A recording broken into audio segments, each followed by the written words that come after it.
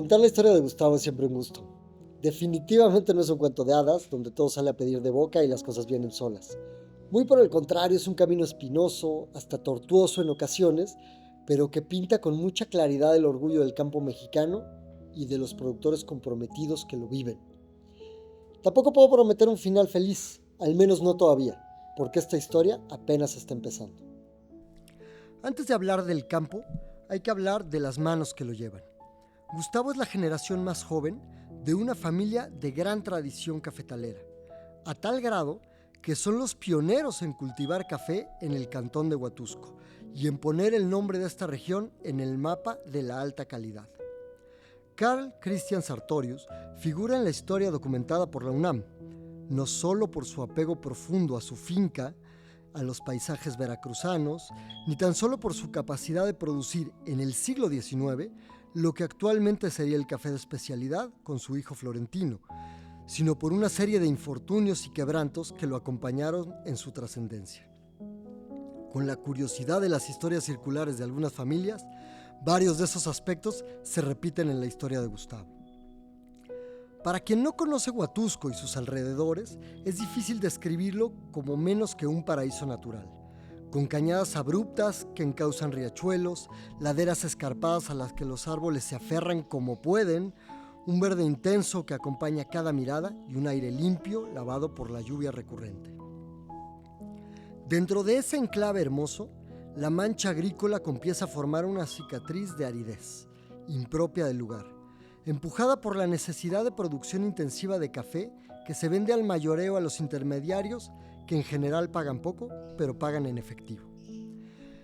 El círculo es común en la agricultura moderna, aplicación de insumos que empobrecen el suelo, pero incrementan la producción a corto plazo, que rinde poco solo para tener que aplicar más insumos al año siguiente, en un suelo cada vez más afectado, que obliga a la tala de cubierta arbórea para ganar, metro por metro, algunos kilos más. La finca El Castillo, que es escenario de esta historia, siguió una trayectoria diferente. Quizá por la herencia de Carl Christian, el apego de la familia Sartorius a sus árboles y paisajes les hizo imposible quitar los árboles que hoy acompañan majestuosos al cultivo. Me consta el malestar que le produce a Gustavo tener que quitar una sola rama para evitar la sombra excesiva. No quiero imaginar siquiera si eliminara a uno de sus árboles. Pero la cubierta arbórea no basta para tener un buen cultivo, y aquí también la historia da un giro, del que solo puedo alegrarme. Aunque habían utilizado fertilizantes sintéticos en el pasado, la familia Sartorius se dedicó a buscar estrategias de cultivo que los alejan del formato convencional, entendiendo que no se trata de la producción del año, sino de la permanencia en el largo plazo de la finca, tanto en su belleza como en su productividad, que comenzaron su incursión en la agroecología. Como desgraciadamente ocurre con mucha frecuencia, el paso hacia este modelo no resultó lo que esperaban y las plantas comenzaron a dar señales de incomodidad, con menos granos, menos hojas y mostrando un color amarillento que no se parecía a la esmeralda del paisaje serrano. En ese momento, y es por eso que me alegro, es que consigue mi número de teléfono y me llama. Recibo la llamada de un joven intensamente apasionado por entender con detalle el sistema productivo, no por manejarlo de momento. Quería entenderlo en profundidad. Me quedó claro que trataba con una persona comprometida que insistió en la formación de negocios que benefician a todas y a todos los involucrados. Empezamos un viaje que ya tiene varios años. Enfrentamos juntos granizo, sequía, precios bajos, escasez de fertilizantes y hasta huracanes. Gustavo nunca se dejó abatir y siempre fue capaz de reírse ante las adversidades. Durante este tiempo, insistimos en trabajar el suelo desde su biología, regenerando los ciclos naturales que se habían interrumpido, llevando a las plantas a desintoxicarse de los fertilizantes químicos que habían recibido en exceso y en desbalance, para devolverlas a su equilibrio natural. La finca respondió. Al cabo de 3 años vimos un incremento de producción importante que alcanzó el 400% en algunas tablas. Vimos sustancialmente reducida la incidencia de roya y pudimos ver una floración que, si no tuviera las fotografías para demostrarlo, me sería difícil que me creyera a quien se lo contara. Cuando estaba justamente escribiendo estas líneas, recibí una llamada muy esperada de Gustavo. Su café fue sometido a una cata experta y obtuvo hasta 87 puntos en tasa para los lotes enviados.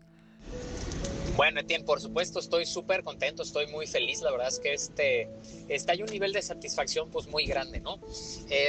Pero soy sincero, o sea, yo no tengo un paladar como para decirte, puta, este es un café de 87, de 86. Esa es ni pinche idea, cabrón.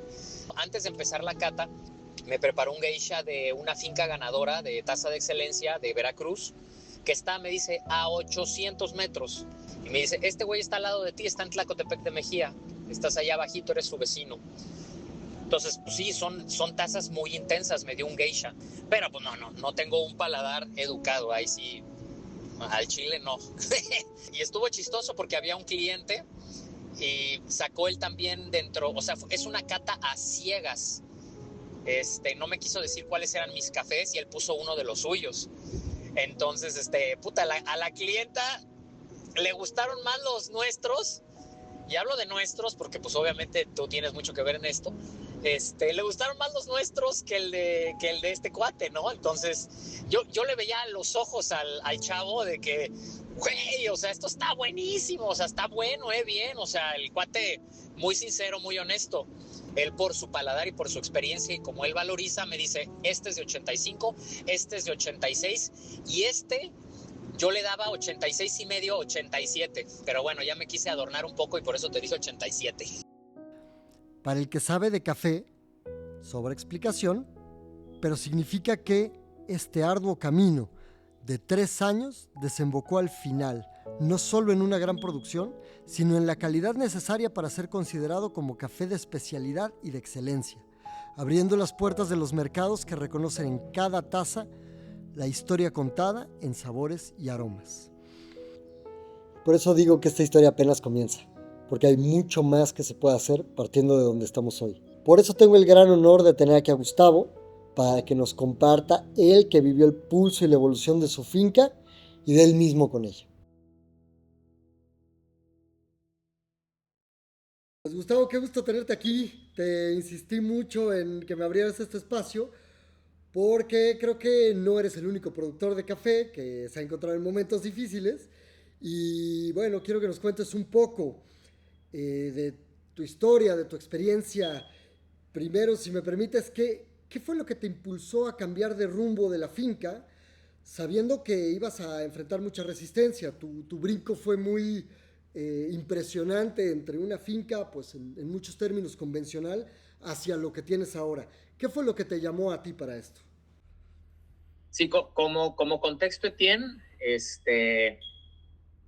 o sea, sí te diría que la finca se había manejado por muchas generaciones de manera 100% convencional. De hecho, vamos a llamarlo así, como el blueprint familiar era: estudia otra cosa que te dé de comer y no pienses en el rancho, no pienses en la finca, porque aquí solamente hay problemas, ¿no?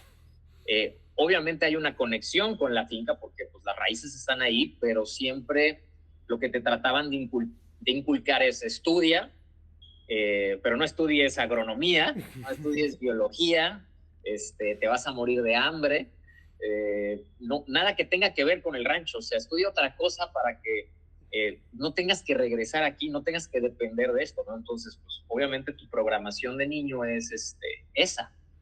Entonces, no se puede hablar como que te mentiría si yo a los 15 años ya estaba teniendo una visión sobre la finca, ¿no? O cuando iba a ir a la universidad. Yo recuerdo que sí quise estudiar agronomía, sí me llamaba la atención el tema del café, pero sí había ahí un esfuerzo por no te metas. O sea, no te metas, ¿no? Y bueno, pues sí, lo vas guardando, lo vas aventando ahí debajo de la cama ese tema, lo vas entendiendo, lo forzan tanto que dices, bueno, me olvido de la finca, simplemente es el lugar de donde venimos y vamos de vacaciones, ¿ok? Y hasta ahí, nada más. Entonces yo te diría, ¿qué es lo que me impulsa? Primero, pues es el relevo generacional. O sea, porque no hay de otra. O sea, mi papá ya va para 75 años, no te queda más remedio de, oye, ¿y si te importa el rancho? ¿Sí le vas a echar ojo? O sea, porque yo ya tengo viviendo aquí 30 años, ¿no? Casi 40 años, o sea, y ahora sí como que se cambia un poco la moneda, ¿no? O sea, ¿qué vas a hacer? Y pues dices, pues sí te cuestionas, pues no que no querías que lo viera, ¿no? Entonces sí hay, digamos, en los últimos 10, 15 años, sí hay como que un sub y baja sobre qué puedes tú hacer para hacer algún cambio en la finca, porque si algo era seguro era que en la finca solo se trataba de mantenerla como que tablas, encontrar un punto de equilibrio, ¿no? No me deja, pero tampoco le pongo. Uh-huh.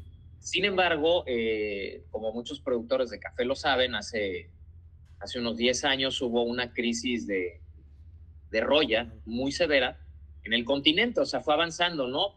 A México todavía no le pegaba, pero pues tarde que temprano le iba a pegar y le pegó durísimo. Y a la finca le pegó pues, de una manera monumental. Se perdió el 85-90% de la finca. Y ahí sí, pues me tocó presenciar, ver, tener que vender una parte del rancho para poderlo mantener más años. O sea, te desprendes de una parte para poderla mantener. Y aquí, pues obviamente, te das cuenta de que si valoras, ese es el segundo impulso que te daría, te diría que es el amor a la tierra, el sentido de pertenencia, el amor a las raíces. Está bien, no me está dando de comer, no está siendo rentable, pero tampoco lo quiero dejar porque de aquí vengo. Y sé que soy romántico, pero creo que muchos agricultores lo ven así también, el amor a la tierra, el amor al campo, aunque te dé muchos dolores de cabeza. No sé si recuerdas ese video que te mandé del agricultor de maíz, que al final pues, se la pasa quejándose de todo, pero amo mucho el campo, ¿no? Sí. Somos masoquistas. Bueno, y esta transformación justo obedece a que no tengas que elegir, ¿no? Entre, pues, tener una actividad económica, pero además también poder vivir del territorio, ¿no? Que no es solamente un pedazo de tierra, sino una historia, una familia, una pues familiaridad con el entorno, ¿no? Que es muy importante. Familiaridad en el entorno creo que es clave, Tien, porque pues hay gente que de plano puede nacer en el campo y puede no gustarle. Sé que puede haber diferencias, no es lo mismo nacer en una zona donde hay cultivo de café que pues tiene sus particularidades muy bonitas a posiblemente una zona con menos atributos naturales, ¿no? Claro. Y ahí la gente puede decir, ya no quiero, o sea, me quiero salir de aquí. Sí, el café no es una fábrica de alimentos, ¿no? Sin duda, tiene todavía afortunadamente ha conservado mucho este sentido del terroir, ¿no? De la importancia del lugar, y eso creo que justo que lo hace un poco diferente. Oye, Gustavo, y en esa transformación, pues emprendes, decides por algún impulso de cambio generacional, de tu amor por la tierra, ¿y qué es lo que hiciste? ¿Qué fue ese cambio? Porque pues fue un cambio radical. Sí, fue un cambio radical. Obviamente, mi background de estudios no tiene nada que ver con el campo. Yo soy licenciado en Administración y Negocios Internacionales. Siempre me dediqué a temas de exportaciones, de comercio, nada que tuviera que ver con temas de campo, ¿no? Entonces, no iba a ser sencillo. Dije, bueno, ¿cómo puedo ayudar? Que lo que más se queja el caficultor es de la comercialización. Entonces, el primer enfoque era, pues hay que exportar, ¿no? Hay que vender, hay que buscar otro mercado, no depender de los futuros de la bolsa de Chicago, que todo el tiempo tú puedes hablar con el 90% de los productores de café y todo el tiempo se van a estar quejando de este sistema, ¿no? De futuros que pues, termina afectando a los productores primarios, sucede con muchos commodities, ¿no? Uh-huh. Entonces, mi primer enfoque siempre fue cómo me involucro pues, exportando el café, vendiendo el café.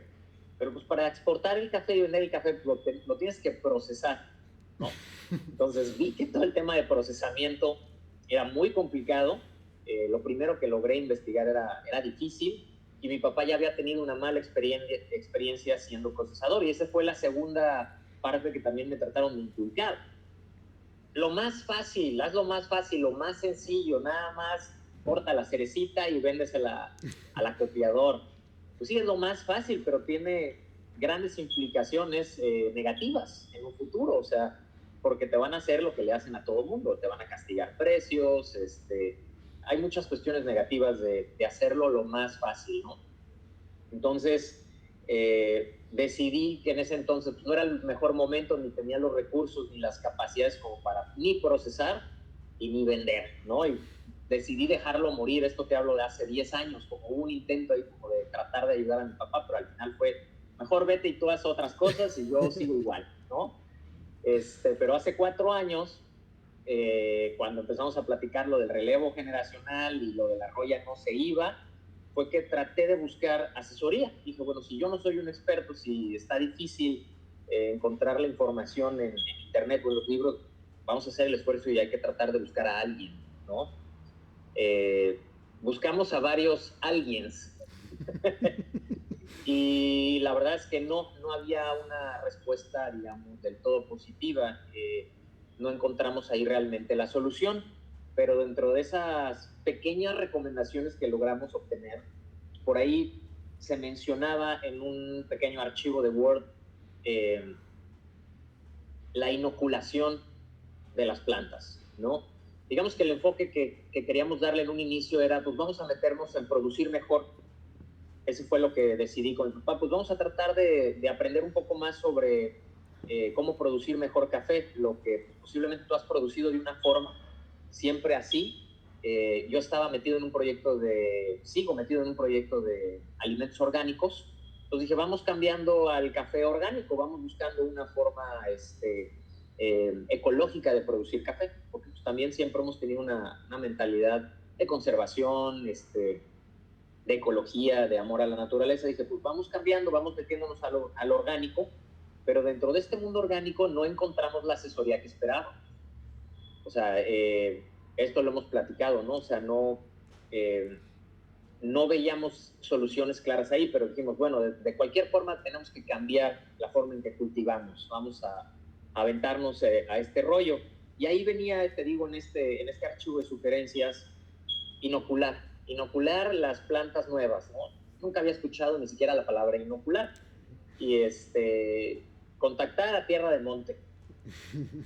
¿Okay? Entonces, pues bueno, pues internet, Tierra de Monte, pues que bichitos, que bacterias, que hongos, que todo este rollo. Y pues más o menos dije, bueno, pues no entiendo nada, pero vamos a marcar por teléfono. Y no recuerdo si fue un WhatsApp o si mandé un mail, pero me marcaste tú. Tú me marcaste y pues sí, nos aventamos como 3 horas en la primera llamada, 2 horas en la segunda llamada. Y ahí es donde, pues ahora sí que comienza la historia de la agricultura regenerativa en Finca del Castillo.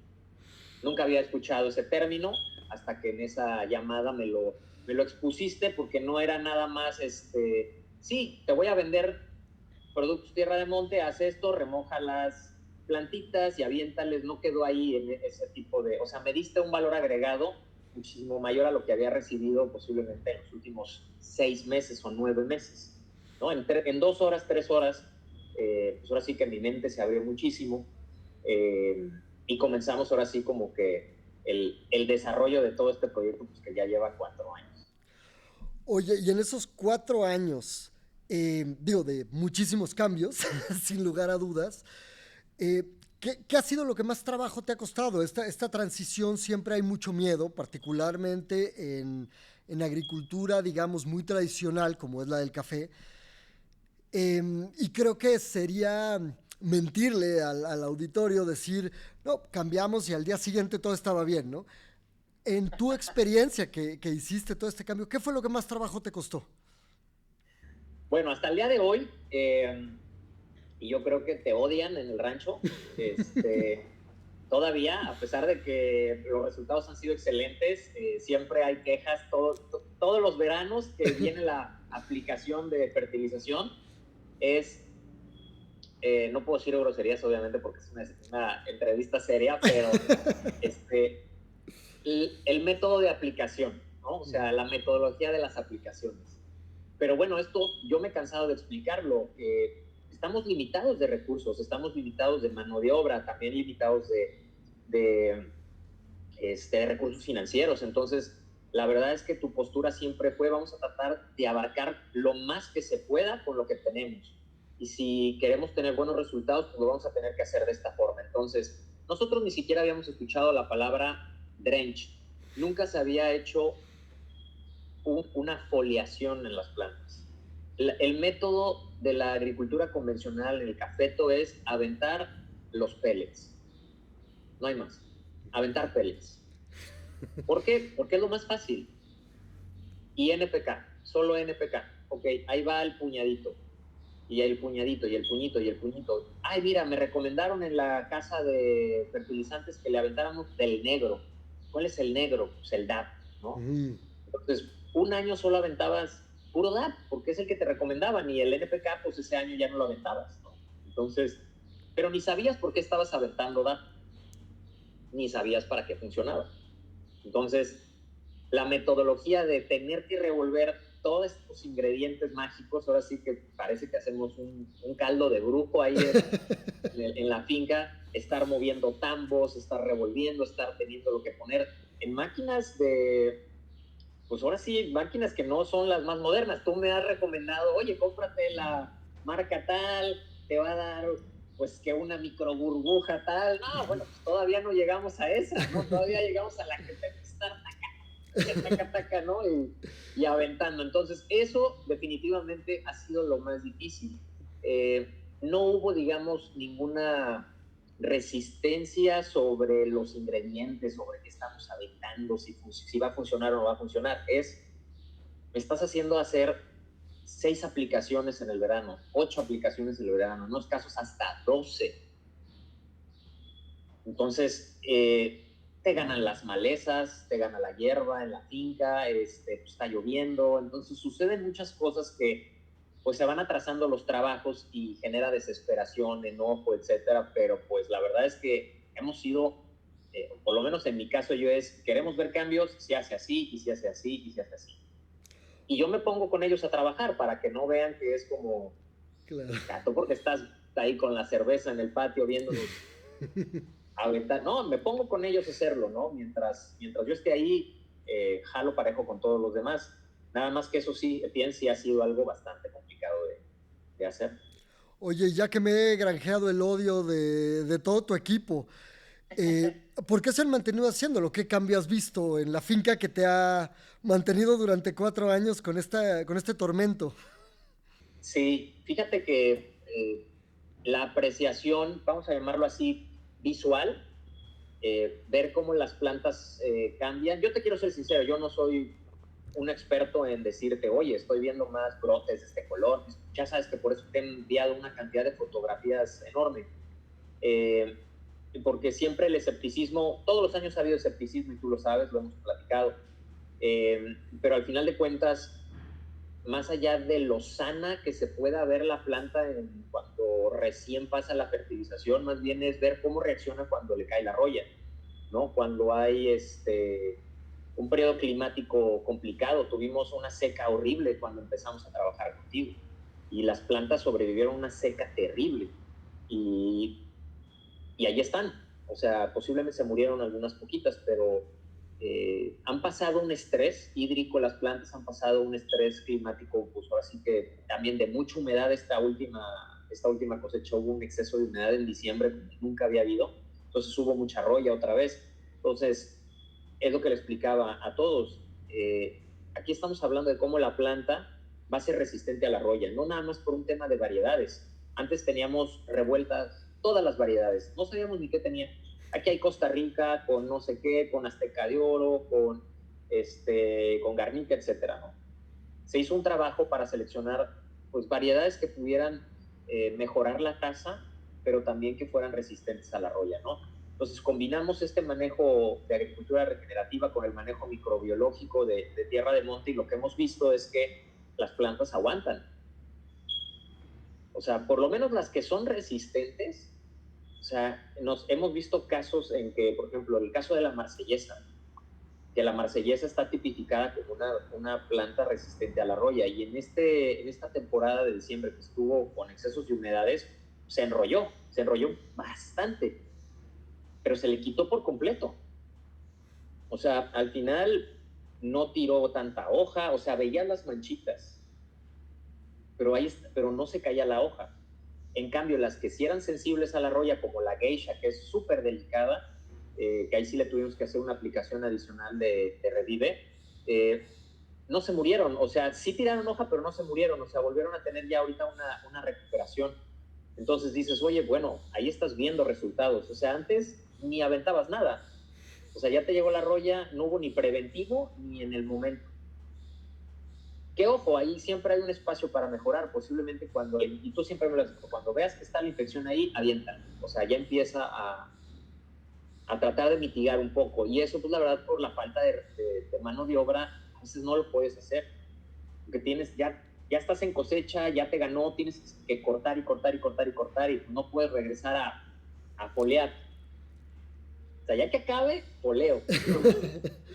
Claro, siempre uno tiene que tomar decisiones en la agricultura, ¿no? ¿Qué es lo más urgente? Y al final, bueno, si estás en cosecha, hay tareas que tienes que dejar para después. eh, Obviamente la mano de obra nunca va a ser suficiente, creo que en ningún cultivo. Sí. Eh, pero bueno, lo interesante justamente es esto, ¿no? Cómo en vez de estar solucionando, podemos ir generando la resistencia en el lugar y pues justamente completamente libre de químicos, lo cual también evidentemente afectó la calidad de tu café, ¿no? Muy positivamente. Sí. Cuando estaba yo preparando como estos guiones, me diste la gran noticia de que tus lotes de café pasaron por una cata certificada, los 87 puntos en algunos casos. ¿Nos Sí. puedes contar un poco qué significa eso para los que no son expertos en cata? Digamos que en estos 4 años fuimos platicando sobre el famoso tema de la calidad, ¿no? ¿Qué es la calidad en el café? Eh, porque si el valor agregado está en la agricultura regenerativa, en tu método de conservación de suelos, de medio ambiente, pues también se tiene que ver reflejado en la calidad del fruto, ¿no? Y eso me lo decías, debes de tener algo ahí interesante. Eh, porque en el mundo del café, pues sí, hay variedades que son... que no te van a dar mucha calidad en taza, eso es una realidad, por más que tú puedas tener buenas aplicaciones, van a tener, digamos, un tope, ¿no? Pero sí había esta curiosidad por saber qué tenemos de calidad. Entonces, era necesario que después de estarnos clavando en 3 años de agricultura regenerativa, tanto esfuerzo, es cómo lo logramos saber, qué tenemos ahí. Hay una parte romántica que no hemos mencionado en la entrevista, que bueno, lo platicamos, pero tú y yo muchas veces por teléfono, es el hecho de que no conocíamos el sabor de nuestro café. O sea, se perdieron ahí varias generaciones de no procesar el café. Entonces, no conocíamos lo que teníamos ahí en la finca. O sea, mi papá, 75 años, mi abuelo ya falleció, no sabemos si realmente logró probarlo, ¿no? Posiblemente probó el de algún vecino, alguno de sus hermanos, pero el de él, 100% seguro, él nunca supo. Y mi papá, pues también, o sea, estaba muy cerca de no probarlo. Entonces teníamos que hacer el micro beneficio para poder descubrir qué era lo que teníamos ahí, ¿no? Esa era como la cereza en el pastel, la culminación de todo este esfuerzo que veníamos haciendo desde hace 3 años. Pues en este 4.º año, pues sí, también mi chip puede cambiar todo lo que me habías tratado de enseñar en temas de manejos de finca a procesamiento. Y ahí sí, pues estaba solo también, ¿no? Porque ahí sí no había de otra, ¿no? Me puedes ayudar en unas cosas, pero no en todo. Y terminamos montando un microbeneficio muy sencillo, muy pequeño. Hicimos el secador solar y nos dispusimos a procesar por lo menos fueron unos 8 lotes, 8 microlotes. Procesos de secado natural, procesos de semilavado, hicimos fermentaciones en bioreactor, todo este relajo que platicamos. Y hasta hace poco dijimos, bueno, para no engañarnos hay que hacerlo bien, ¿no? Si hemos hecho todas las cosas bien, hay que llevar esto con gente que nos pueda orientar y nos den el perfil de taza, ¿no? ¿Quién es la autoridad para decirte tu café tiene esta calidad, tiene este perfil de taza? Existe una asociación internacional que se llama la SCA, Specialty Coffee Association, que es la que se encarga de evaluar los cafés de especialidad. Estos cafés de especialidad pues son particulares porque cumplen con ciertas características sensoriales y físicas y se les da un puntaje. Entonces, en el mundo de la especialidad, tú necesitas sacar de 80 puntos para arriba para poderte llamar café de especialidad. Para que se den una idea, el café convencional, el café que está en el supermercado, normalmente da puntajes menos de 80, o sea, te van a decir que da entre 40 y 50 puntos sobre 100 posibles. Ojo, es muy difícil lograr el 100. Normalmente en competiciones internacionales un café premiado son 2 o 3 cafés los que ganan en una competencia y obtienen puntos de 90, ¿no? 91, 92. Es muy complicado en el mundo del café encontrar la taza perfecta, ¿no? Entonces, hay como 3 subcategorías del 80 para arriba, desde 80 a 84 y de 84 a 89 y ya de 90 para arriba. Entonces, tú me recomendaste que contactara al Instituto Cafecol en Jalapa. En el Instituto Cafecol, ahí hay catadores Q-Grader, grado Q, que son avalados por la SCA para hacer este tipo de catas profesionales. Y tú mandas tu café, tienes que pagar para que te hagan estas catas profesionales, que hagan los diagnósticos. Te entregan documentación que valida, ahora sí que como dicen, papelito habla, ¿no? Y está el resultado. Te envié los resultados de todos estos lotes y tuvimos desde 87.75 hasta 83.25 el más bajo, ¿no? Pero casi todos anduvieron por los 85, 86, lo cual superó las expectativas porque íbamos por un 80, ¿no? O sea, con que sí especialidad, o sea, ya es gane, ya te puedes diferenciar, puedes decirle a alguien, sí soy café de especialidad, y no nada más soy café de especialidad, tengo manejo de agricultura regenerativa, todo mi café es bajo sombra, o sea, realmente tiene mucho valor agregado lo que estamos haciendo.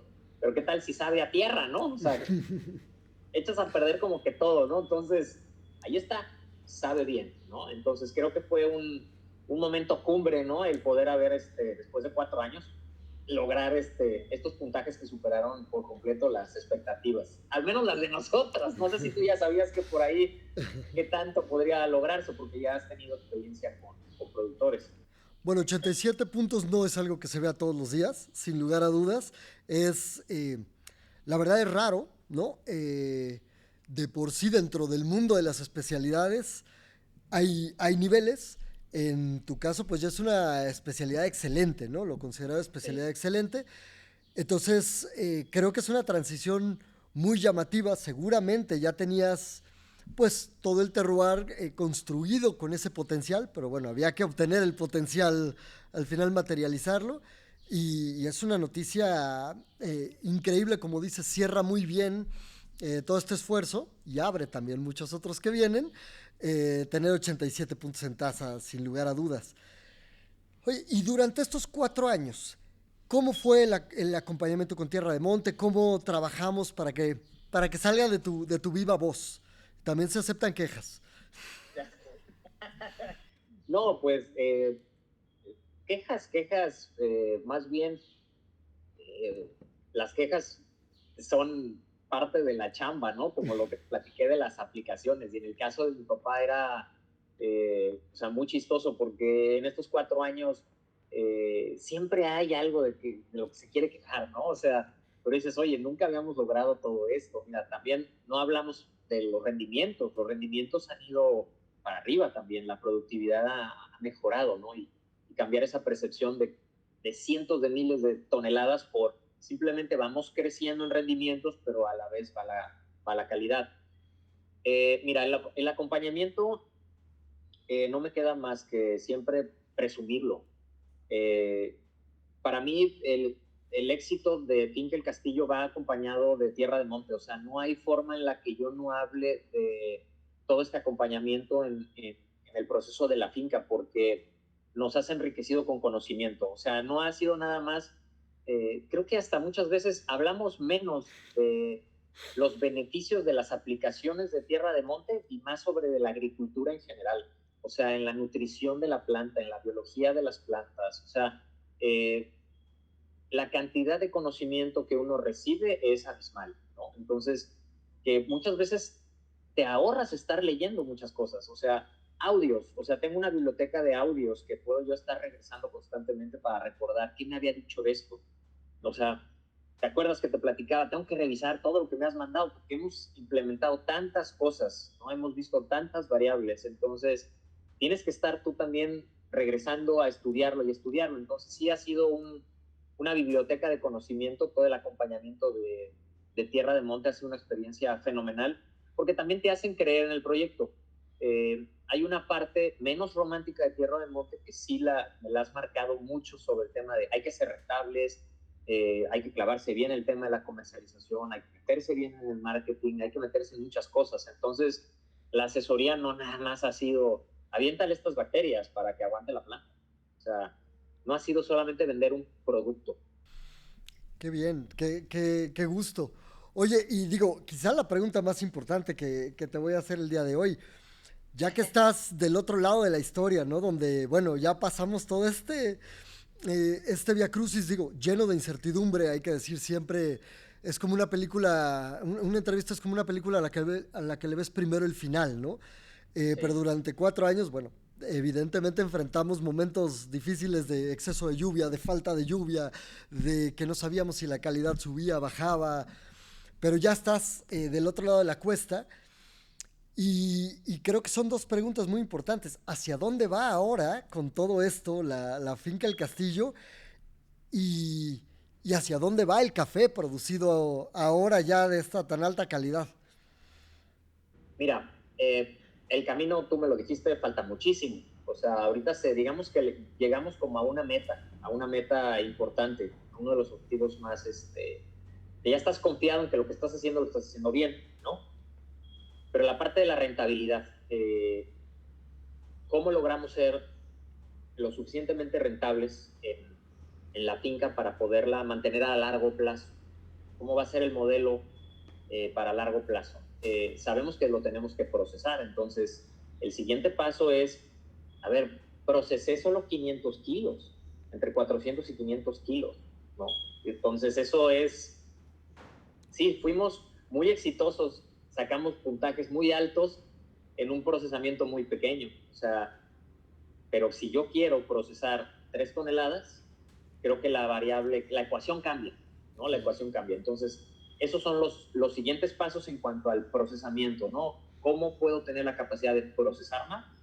No tener errores en el secado, no tener errores en el almacenamiento para que no se vaya a echar a perder todo el trabajo de un año, ¿no? Bueno, entonces, bien lo hemos dicho, con el clima no se sabe, viene una temporada posiblemente complicada, no sabemos cómo va a reaccionar el Golfo de México con todos estos factores climáticos, cómo van a estar las aguas, la seca, etcétera, ¿no? Entonces, eso no lo podemos controlar, pero lo que podemos controlar es la planeación de todo lo que vamos a proyectar, de producir, qué más podemos procesar, ¿no? Esa es una de las partes en las que se pone difícil.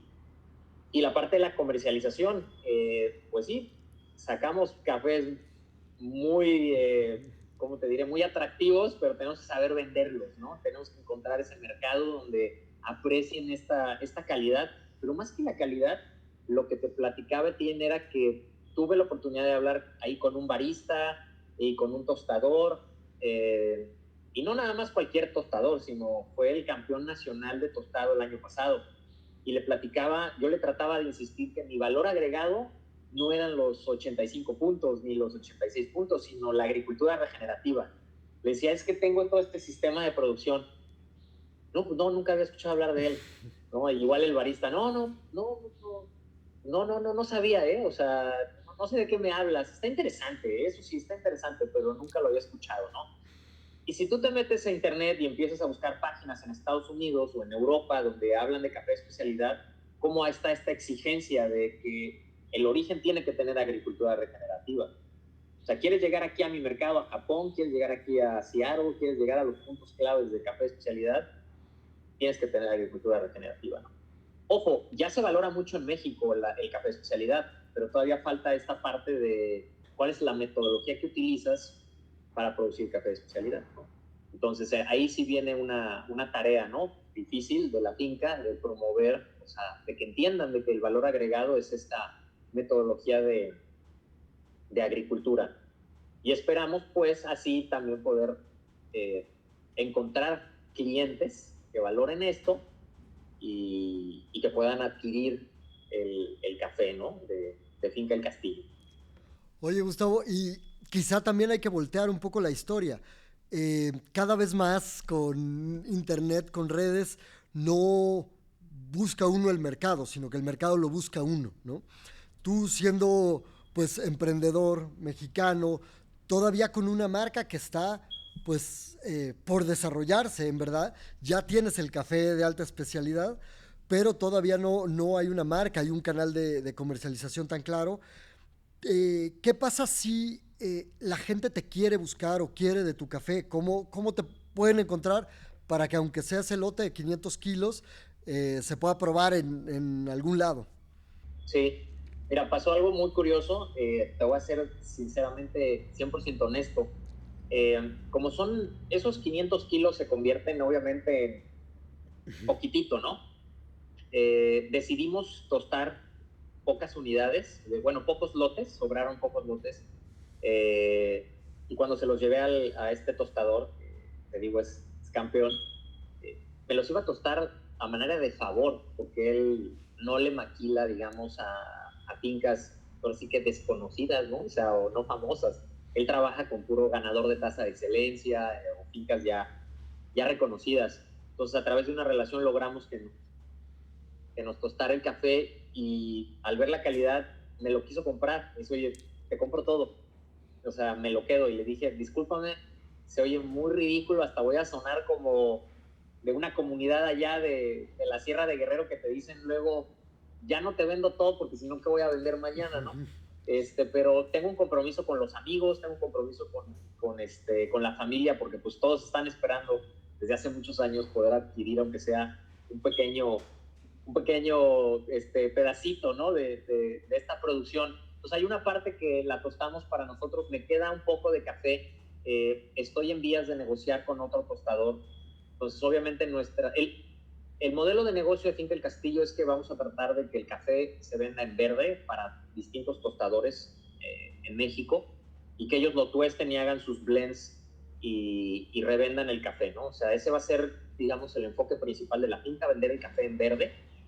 Y obviamente nos quedaremos nosotros con una pequeña parte, ¿no? Para venderla a conocidos, como dices tú, ahí generará la marca de Finca El Castillo, tu marca de café, pero como en una menor escala, que bueno, nunca sabes, ¿no? A la mera hora, tu menor escala, luego te empiezan a pedir, y pues vas a tener que maquilar, ¿no? El tostado. Pero la tirada es tener esas dos vías ¿cómo se dice? Esas dos vías de venta a través de tostadores. Ellos revendan con sus propias marcas y nosotros tener un pequeño lote para amigos y familiares. Entonces yo te diría que como en un par de meses pues, publicaremos en nuestras redes a qué tostador se va, y si a alguien le interesa, a alguien que escuche esta entrevista le interesa probar, pues obviamente esté pendiente de nuestras redes para ver a dónde se va a ir estos dos pequeños lotes que nos quedan. Todavía tenemos algo para tostar, pues. Pues para los tostadores y potenciales consumidores que vean esta entrevista, vale la pena meterse en las redes de Gustavo, aparte de que la finca es paradisíaca y que han mantenido la cubierta de árboles que pues algunos ya tienen décadas, si no más. No más, siglos. Tenemos Sí. árboles de posiblemente 200 años. Es una finca realmente impresionante, digo, más con estos árboles, estos abuelitos. Pero además Gustavo es un fotógrafo excelente, entonces pueden ver realmente lo que es vivir un poco en las redes, lo que es una finca de café, como se considera en el respeto justamente al territorio, a la identidad, ¿no? Local. Gustavo, ya para terminar, te agradezco mucho que nos hayas dado tanto tiempo. Eh, ¿Qué recomendarías tú o qué le podrías decir de mensaje a otros cafeticultores, sobre todo pensando que, bueno, es una situación difícil que enfrentan muchos, en la que tú estuviste parado también? Sé que en ese momento se siente alguna desesperación. ¿Qué podrías tú recomendarles a ellos para, bueno, para que vean luz al final del túnel? Sí, la verdad es que todos los productores sufren frustraciones, ¿no? La verdad, eso es algo muy común, y es muy común en el campo ver frustración. Buscan otro tipo de cultivos que pudieran funcionar con el café. Muchas veces hacen eso y todo el mundo se puso a sembrar limón hace unos años y ya viste lo que pasó con el limón, ¿no? Entonces una sobreproducción de limón y ahí está, o sea, tienes precios bajos de café, precios bajos de limón y la verdad pues, sí puede ser frustrante, pero mira, nadie tiene una bola mágica, eso es una realidad para ver qué va a pasar el día de mañana o cuál es tu mejor solución, pero creo que el mejor consejo es la apertura mental que debes de tener para cambiar metodologías, o sea, porque sí, a veces como te está saliendo algo bien y lo quieres comunicar, y me sucedió y recibes un comentario negativo, ¿no? Al por querer tú ayudar. Y justo este año, no es porque quiera decir, tengo ahora la razón, pero dentro de todo este relajo de la agricultura regenerativa orgánica, pues el tema de los suelos, me recomendaban mucho el famoso, tienes que tener cobertura en el suelo, tienes que tener cobertura en el suelo. Y nos recomendaron sembrar una cobertura de este cacahuatillo forrajero en una parte de la finca, ¿te acuerdas que lo mencionamos? El Arachis pinto se llama. Y no nada más ayuda que si tu terreno está en desnivel a que no se deslave, sino que te fija otros nutrientes. Y yo le decía a un productor que es ingeniero, le decía, mira, esta recomendación es buena, ¿por qué? Porque también te va a controlar las malezas. Y lo más importante, y esto es consejo tuyo, Etienne, que yo no lo sabía, dejen de tirar los glifosatos en las calles del café. O sea, una cosa es que tú quieras matar la plantita en el camino, o sea, donde tienes maleza en el camino, pero pues resulta que muchos productores, para ahorrar mano de obra o no utilizar la desbrozadora, avientan glifosatos dentro de las calles del café. Le decía, no, es que es imposible eso, o sea, no. Me decía, si tú pones ese cacahuatillo forrajero en la calle, te va a erosionar el suelo. Y por otro lado me estás diciendo que le pones herbicida, o sea, no le pongo el cacahuatillo, sino que le voy a poner el herbicida en la calle. Y tú me comentabas que matas los nutrientes con este tipo de productos. Y bueno, se lo traté de explicar, le dije, ¿y esto va a ir en detrimento de la calidad de tu café? Bueno, claro que no, te están asesorando mal. Y te están asesorando mal, y yo ya tengo muchos años, y bueno, ya me quedé callado. Entonces, el día de hoy, yo sé que a este productor le ha costado mucho trabajo dar 80 puntos. Entonces, pues, y tiene variedades que nadie tiene. O sea, él tiene muchas conexiones y ha podido sembrar variedades de café raras, ¿no? Pero ninguna le da 80 puntos. Entonces, ¿qué es lo que te está fallando ahí? Tener la apertura mental. Entonces, los productores, la verdad, tienen que estar abiertos a hacer cambios, ¿no? O sea, eso sería el mejor consejo. Escucha, aplica, echando a perder se aprende, no te quedes con una sola metodología, tienes que investigar, tienes que leer, tienes que probar, ¿no? Porque si no, la verdad, pues vas a seguir teniendo los mismos resultados año con año. Ese sería mi mejor consejo, creo yo. Creo que ahí cerraría yo con y velo por ti mismo, ¿no? No te quedes tampoco con lo que te diga nadie, ni Tierra de Monte, ni nadie más. Pruébalo y velo por ti mismo y convéncete tú, ¿no? De cuál es el camino que a ti, a tu finca le funciona mejor. Correcto, correcto. Gustavo, pues muchísimas gracias. Te agradezco mucho todo este tiempo y ha sido como siempre un gusto tenerte con nosotros. Pero espero poderte comprometer para que en el futuro no tan lejano nos des otro espacio para contarnos cómo ha ido avanzando y ahora sí ya con lotes que empiecen a salir al mercado, que nos puedas contar dónde los encontramos y bueno, que más gente pueda probar una taza de 87 puntos. Creo que vale la pena. Sí, la verdad es que esta aventura continúa, o sea, falta mucho, como dices tú, para llegar al final de la historia, ¿no? O sea, falta mucho, tenemos que seguir. Dicen que lo más difícil es repetir los mismos resultados, ¿no? Entonces, tenemos que repetir metodologías, obviamente en el manejo, tú sabrás qué variables hay que cambiar, ¿no? Este año va a ser también un año complicado como por lo del clima, la roya también afectó, al final de cuentas sí termina Tenemos áreas que no tienen agricultura regenerativa, o sea, todavía no hemos logrado el 100% de la finca, o sea, que iremos en un 70% fácil, pero falta, ¿no? Falta mucho. A todos esos tostadores o aficionados del café que nos están escuchando, pues también decirles que nos gusta trabajar también con planeación. Se puede contactar desde ahorita, porque van a ser, o sea, yo voy a tomar decisiones, qué tanto voy a procesar, también de acuerdo a qué tanto interesado tengo. Oye, a mí me interesa adquirir un lote el próximo año, entonces pueden irse acercando, porque también estamos sembrando varias, como distintos varietales, no es nada más, estamos creciendo en un solo tipo, ¿no? Entonces eso te da una apertura de perfiles de taza, ¿no? Claro. Tener más variedades, tienes más diferencia. Entonces sí, falta mucho por seguir contando. Por supuesto, vamos a seguir en contacto, Etienne, y pues más bien ya, aviéntame el manejo de este año. Muy bien, sí, sé que tengo tarea ahí. Bueno, Gustavo, pues mil gracias. Toda la suerte para este momento de éxito. Ahí sí que retomo lo que tú dices y que también dice Alex Lora. El chiste no es llegar hasta arriba, sino quedarse ahí toda la vida, ¿no? Entonces, vamos trabajando sobre el siguiente año. No importa qué tan exitoso sea vamos buscando mejorar el que sigue. Y bueno, me parece muy importante este mensaje que dices de los tostadores, incluso los consumidores interesados contacten a Gustavo desde ahora, lo cual va a permitir pues hacer las prospecciones para el siguiente año, porque con la calidad que está dando creo que ese café va a volar, entonces hay que ir apartando lugar.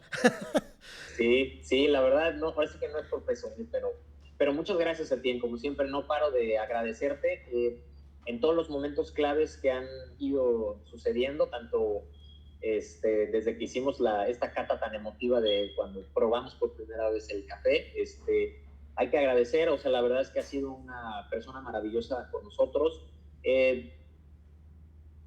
O sea, la cantidad de temas que nos has asesorado, la verdad es exagerado, ¿no? Cuando platico la relación que tengo contigo, pues a veces no me creen, o sea, de que, no, la verdad es que realmente Tierra de Monte y Etienne son una empresa realmente comprometida con que se logren los proyectos, con que se logre este tipo de cultivo, ¿no? Entonces, es cambiar un mindset muy difícil, ¿no? Hemos invertido muchas horas de pláticas en el teléfono. Sí, definitivamente no, o sea, va a haber gente que le va a entrar por un oído y le va a salir por el otro, pero poco a poco la gente se va a ir convenciendo con este tipo de resultados. Y ahora entiendo por qué tu empeño en también decir que, o sea, ser repetitivo, que se entiendan las cosas y explicar. Porque ya una vez que te cae el 20, pues tú tratas de replicar un poco eso, ¿no? Pero bueno, no me queda nada más que seguir agradeciendo todo este acompañamiento el tuyo y de Tierra de Monte y de todo tu equipo de trabajo. Gustavo, muy al contrario, yo te agradezco tu confianza durante todos estos años. Sé que requirió un acto de fe en un momento, pero ha sido un placer auténticamente, ¿no? Aquí todos siempre estamos entusiasmados de ver tus fotos de las nuevas cosas que van pasando. Entonces hemos seguido, pues no yo he sido la cara, pero realmente es todo un equipo que ha estado atrás del caso. Solamente ahora sí, ya para cerrar y dedicarte a las muchas tareas que tienes ahora como padre y como cafeticultor y como hijo. Tus redes, Gustavo, ¿en qué redes te pueden buscar? Sí, estamos como Finca El Castillo. Bueno, solo tenemos página de Instagram, está como @fincaelcastillo MX. No me acuerdo si es _MX, para que nos encuentren por ahí y se vuelvan el seguidor número 67. Perfecto, a ver si con esto lo subimos a 1067. Que ojo, te voy a ser sincero, mi esposa lleva las redes, y pues la verdad hasta nos daba miedo, ¿sabes qué? Ya no, o sea, hay que generar contenido, porque si alguien quiere ver, que vea todo lo que hacemos, pero ya no quiero hacer tanto ruido, porque ahorita que sacamos buenos puntajes me van a estar pidiendo, ¿no? Y me van a estar pidiendo Me va a dar pena decir que no. Y ya me pasó, o sea, ya de repente no sé quién nos encontró y, oye, tus precios de café verde. Y yo, chinga, o sea, ¿ahora qué le digo? ¿Qué le ofrezco? Ahora que vendo. Sí, falta esa parte que va a ser emocionante. Ahora sí que me dediqué, como te dije, a muchos años a la comercialización, ventas y todo el rollo. Es una parte que ahorita, por ejemplo, pues casi ni siquiera le he tenido que dedicar tiempo a realmente vender. Obviamente va a ser muy fácil hablarle a mi amigo Etienne, oye Etienne, pues tengo 10 kilos, te aparto uno, eso no me va a costar nada de trabajo, pero el chiste es venderle a un tostador, a alguien que está acostumbrado a comprar de manera mensual, que quiere saber qué características tiene el café, etcétera. Me hace falta todavía empezar ese tipo de relaciones, ¿no? Perfecto, pues ahí estaremos contigo también en eso. Eso, muy bien. ¿Qué más? Querido Gustavo, pues te agradezco mucho ahora sí y con eso me despido. Muy Eh, bien. y pues siempre agradecido y seguimos hablando todo el tiempo. Está bien, Etienne, seguimos en contacto. Muchas gracias. Gracias a ti. Hasta luego.